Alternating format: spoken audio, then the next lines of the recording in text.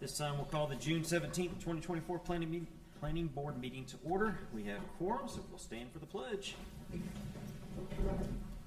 Pledge allegiance to the flag of the United States of America and to the republic for which it stands, one nation, under God, indivisible, with liberty and justice for all. All right, we'll move into item 2A, approval of the minutes from the May 20th, 24 Planning Board meeting. Has everybody had a chance to look at these? And if so, any corrections, comments, concerns, or motions? Move they be approved as read. Second.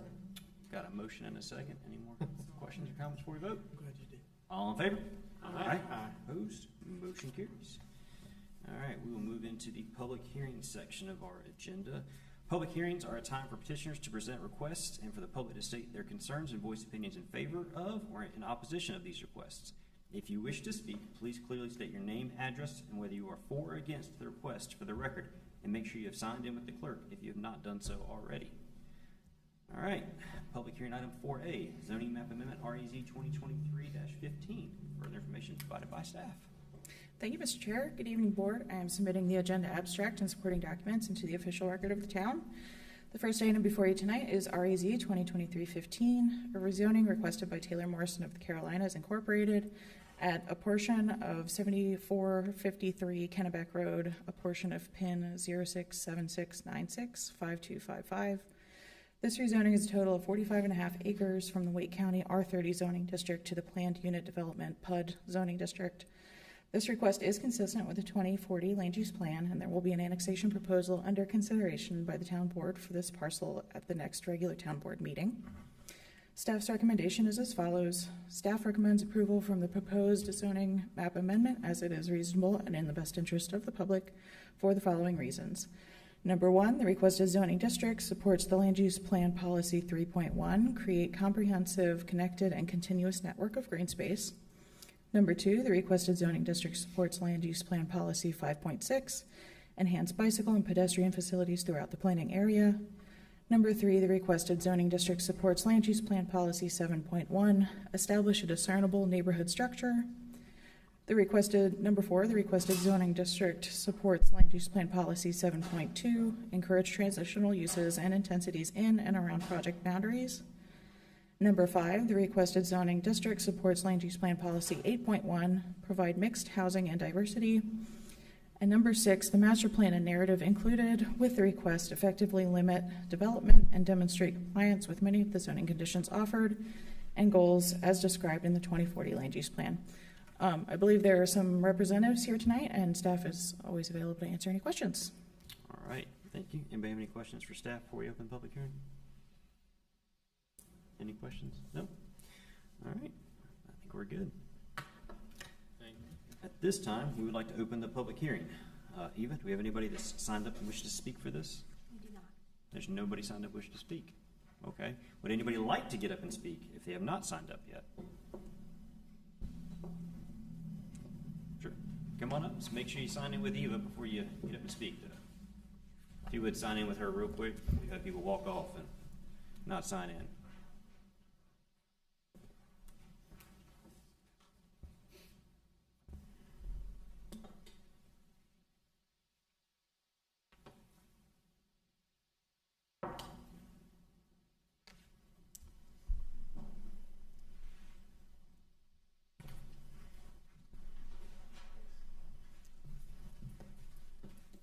Good evening, Chair Petty and members of the board. I'm Mark Frederick with Parker Poe, Adams & Bernstein.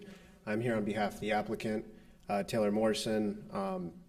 We do have a nearly full development team here tonight to answer any questions.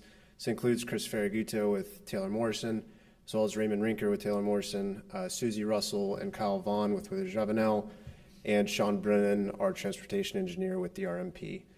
So I'll be brief. This is a very straightforward request to allow 99 residential lot subdivision. We've worked extensively with staff to get this case to where it is now, and we do appreciate all the town staff that we've worked with to get it to this point in the process. We did submit a preliminary subdivision plan prior to rezoning approval. This is the newer process under the LDO. but it did allow us to work out some of the issues or any of the finer details that you wouldn't typically figure out before rezoning approval. This did include a substantial amount of work before we got here, but we did agree with staff that it was the best option to have the best possible plan before you tonight. So very briefly, this is 99 residential lots. It's a comprehensive network of open space and programmed amenity spaces. Over 49% of the site is proposed as open space. That means 22 acres will be preserved with this project. That's nearly double of what the LDO requires. This will have substantial benefits for the town, including preserving that tree cover, as well as reducing impervious surfaces and improving stormwater control. We are also building part of a public greenway along the southern portion of the property and providing a continuous pedestrian path to Willow Springs High School there by connecting to the signal improvements and the intersection improvements at Old Honeycutt and Kennebec Roads. I guess finally, we did receive a letter today from the descendants of someone buried at a cemetery on the property, asking us to preserve that cemetery.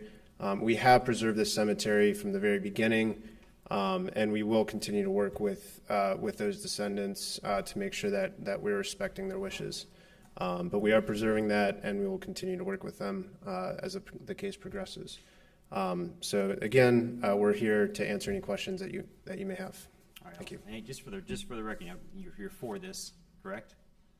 Yes, I'm here. Make sure we get it all knocked in there, and then your address, please. Yeah, it's 301 Fayetteville Street in Raleigh, and I'm here on behalf of the applicant. Yep, appreciate that. Any questions for the applicant? All right. Anybody else that wishes to speak? All right, seeing none, we will close the public hearing and bring it back to the board for discussion. Any questions for staff? I just have one question about the cemetery that's on the property. If something happens to those lots, who's responsible for it? Is that still the family or now the developer?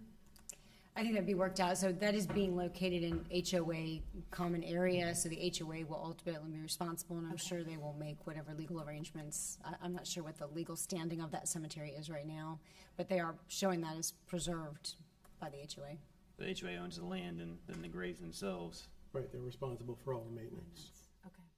so they can't just let it overgrow or whatever. So you actually have to record any kind of an access easement or anything like that if somebody wanted to visit the gravesite? Is that how that works? We can definitely dig into that once they get into the subdivision plans and what those, Yeah. I mean, yeah, this obviously was in the middle of Yeah, this is interesting. private property, so. Yeah. Any more questions for staff or anybody willing to make a motion or? I'll make a motion.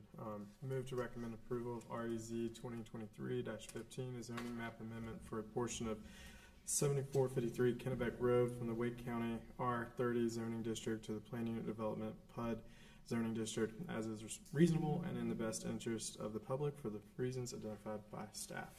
All right, we got a motion. We have a second. Second. Got a couple of seconds. All right. Before we take a vote, everybody know what we're voting on? Know what we're voting on? Everybody's good? All right. All in favor? Aye. All opposed? Motion carries.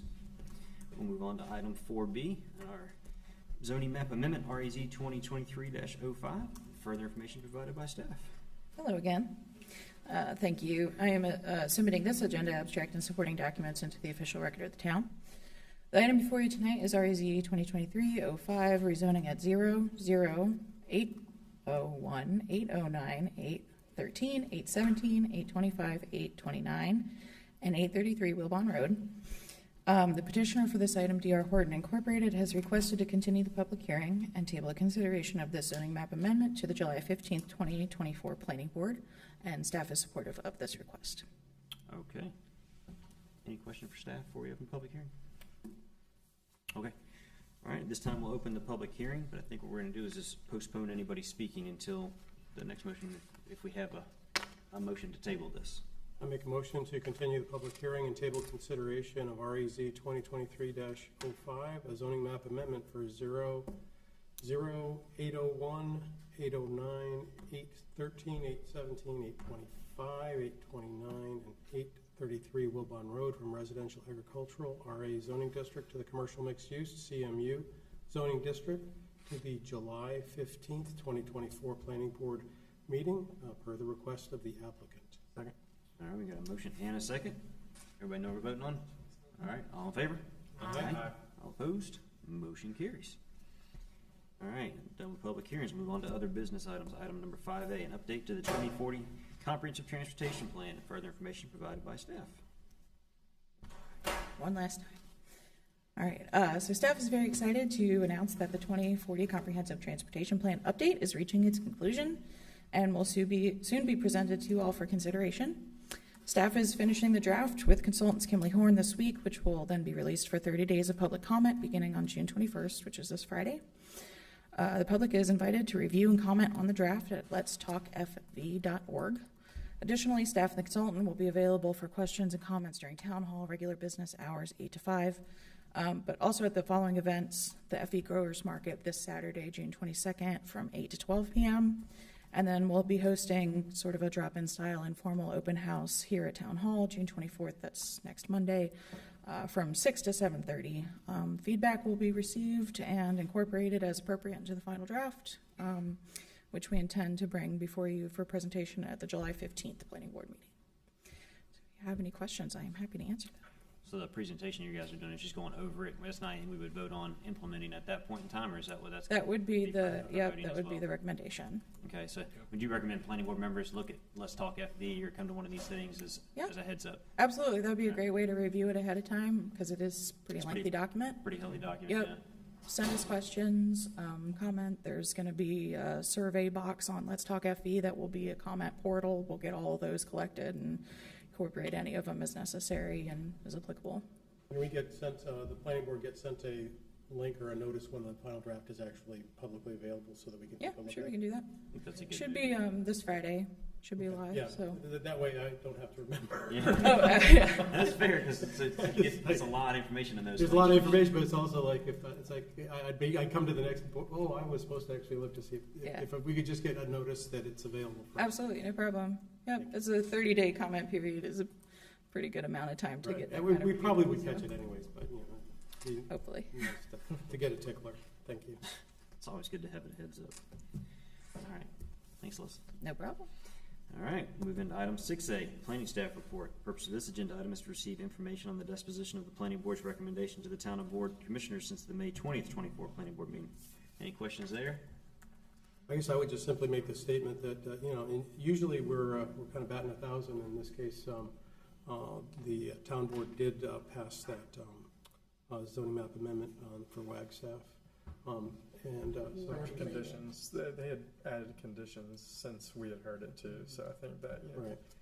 they didn't vote with us, but at the same time. But also, yeah, I don't think there was an expectation that it could go either way, but Yeah. we were kind of throwing a flag on the play and letting the town board figure it out.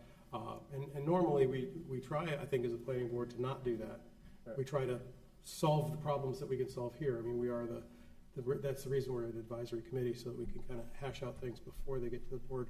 This was clearly a thing where we did hash out quite a bit, and I think we provided a lot of information to them.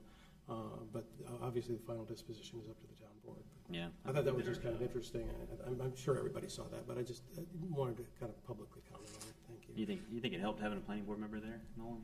You think it that helped for the town board side of I it? don't know how helpful, I mean, the staff notes to them are pretty detailed, and, as far as what I says, I can't speak on behalf of the town board, the planning board. I can't speak on y'all's behalf without, knowing what y'all would vote on. Like, when they had those conditions put on there, that wasn't presented to us, so Right. there was no discussion I could update them on.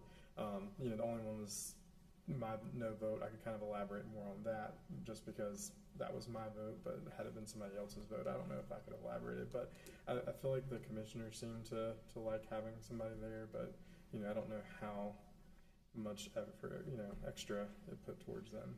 All right. Their decision, yeah. Well, I think we continue with that. If we have one where we vote no on, or if we have a non-unanimous, we still do it. Yeah, and if I may add, I'd say that management and town board always enjoy having planning board members there specifically to speak on behalf of the board, at least to give an understanding of what exactly was going on during the meeting. And so I know the town board puts a lot of emphasis on that, and they do take that into consideration when they are making their final vote. Yeah. So- Right. I think that second, the Van Street, you know, when they went back and forth and they had a lot of discussion on that and that stuff, I think that was one where maybe it did help to have, you know, somebody there. I think the WAC staff one, you know, just because so much had changed since we had heard it before they had heard it, you know, I don't know how much input we could really give, but. Right. Well, I still think it was just worthwhile. I appreciate you going. And I think my experience also with that is that the staff is always very good about communicating. And it's always nice to have one of the board members there kind of representing and bringing back the staff always is, that was one of the things when I first started the planning board. It's like, are you guys really, you know, in our court, but, you know, as the planning board, and staff has always done an excellent job of communicating very clearly. Even when they disagreed with what the planning board did, they were always very, very good about communicating that to the town board. And I think we probably saw that here too. So thanks to the staff for continuing that as well. Agreed. Any more thoughts on that? I think Andy goes to the next one though. I got it. Next controversial.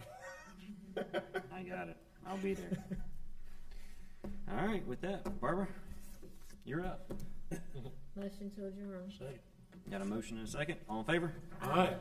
Opposed? We are adjourned.